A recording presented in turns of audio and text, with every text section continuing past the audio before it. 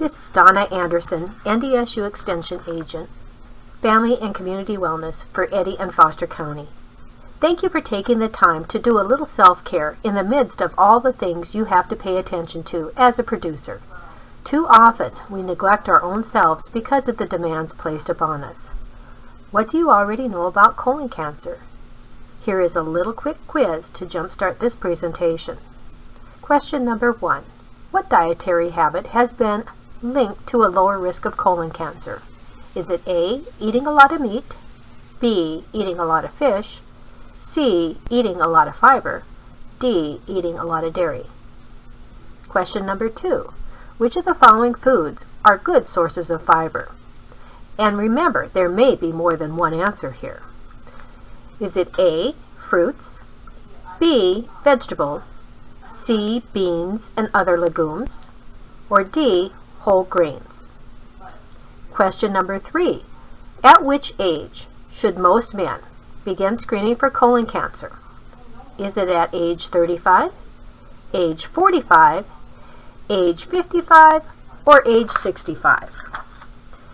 Did you know that North Dakota has a higher rate of colon cancer than the rest of the United States, with 42.9 cases per 100,000 men as compared with 38.9 cases per 100,000 men in the United States?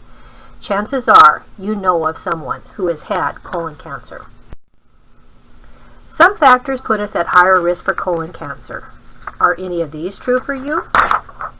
Irritable bowel disease, a family history of colon or prostate cancer, blood in the stool at times, stomach pain and or discomfort, a change in bowel habits, including constipation, loose or watery stools. Are you age 50 or older? Our lifestyle plays a major role in our health. Next, we will talk about some defense strategies. Check with your healthcare provider to see when he or she recommends screening for colon cancer. Have the screenings your healthcare provider recommends. At age 45, many healthcare providers recommend screening for colon cancer. Colon cancer screening often involves either a colonoscopy, which is a camera-based test to detect polyps, or a stool test, known as an FOBT or FIT, which can be done at home and mailed for analysis. Next, we will talk about some defense strategies against colon cancer, including eating more fruits and vegetables, beans, and whole grains. What are some of the strategies to eat more fruits and vegetables? Let's think for a moment about eating 5 cups of fruits and vegetables daily, which is the recommended amount for most men. Let's start with a breakfast. Try a veggie-heavy omelet. Some ideas to include on your omelet are onion, bell pepper, spinach, and tomatoes. And why not add a half cup of cut-up fruit on the side? There are even more possible answers to be found at myplate.gov. Plan on some vegetable main dishes each week, such as a stir-fry or soups. Add and add and add even more vegetables. There are so many ways that you can add vegetables to your current dishes. Add vegetables to pizza to thicken soups and stews with cooked pureed vegetables such as potatoes, and add chopped vegetables like peppers and onions and mushroom and summer squash to spaghetti sauce. For the original fast food, choose vegetables as snacks. Cut up carrots will travel well in a lunchbox and can be eaten on the go. Plan to eat salads as main dishes each week, such as a grilled chicken salad loaded with lots of colorful vegetables. And don't forget to use spinach or romaine instead of iceberg lettuce to pack in even more nutrients. Use dipping sauces or low-fat dressing for raw vegetables, or try roasted vegetables.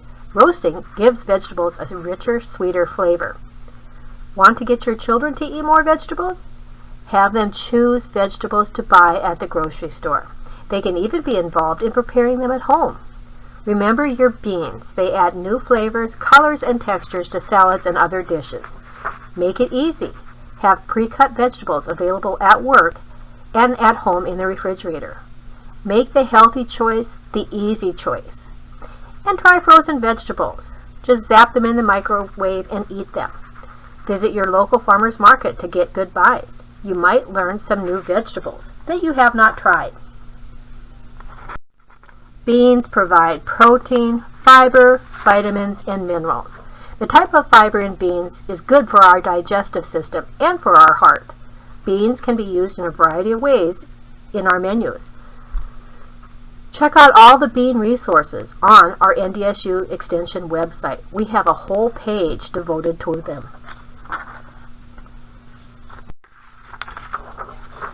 Did you know men age up to 50 need 38 grams of fiber daily? Here's a chart where we can look at some all-stars.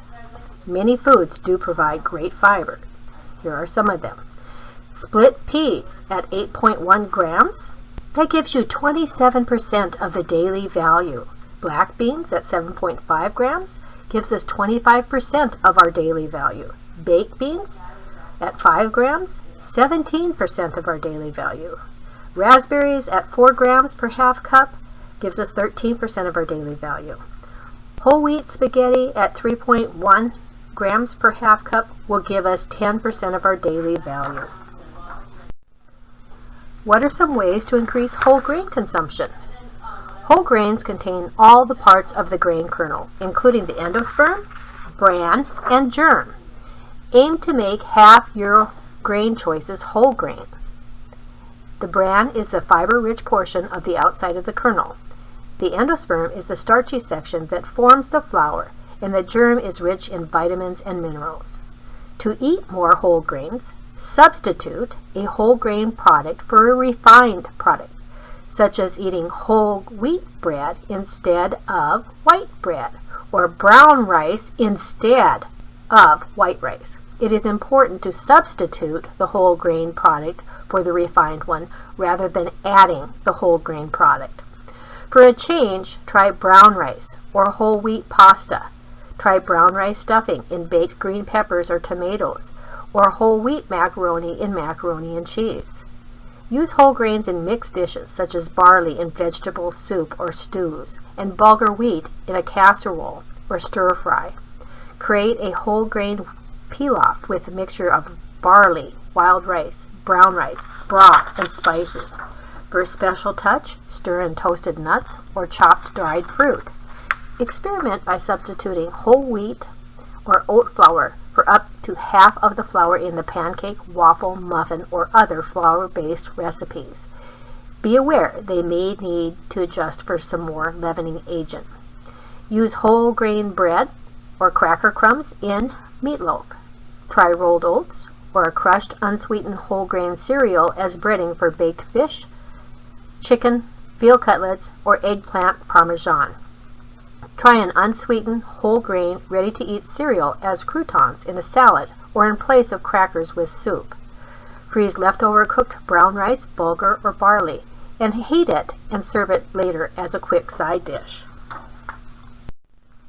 Choose lean proteins using My Plate tips. Choose lean or low-fat meat or poultry. If higher fat choices are made, such as regular ground beef, which is 75 to 80% lean, or chicken with skin, remember the fat counts against your limit for total calories from saturated fats. If solid fat is added in cooking, such as frying chicken in shortening or frying eggs in butter or stick margarine, this also counts against your limit for calories from saturated fats. And remember, we do try to limit our saturated fat intake. Select seafood that is rich in omega-3 fatty acids, such as salmon, trout, sardines, anchovies, herring, Pacific oysters, and Atlantic and Pacific mackerel. According to cancer researchers, we should limit our consumption of processed meats such as ham, sausage, frankfurters, and luncheon meat or deli meats. Keep in mind, we should drink more water when we are increasing the fiber in our diet, or constipation could result. Fluid needs are based on our calories. If you are eating about 2,000 calories per day, you will need about 2,000 milliliters of water.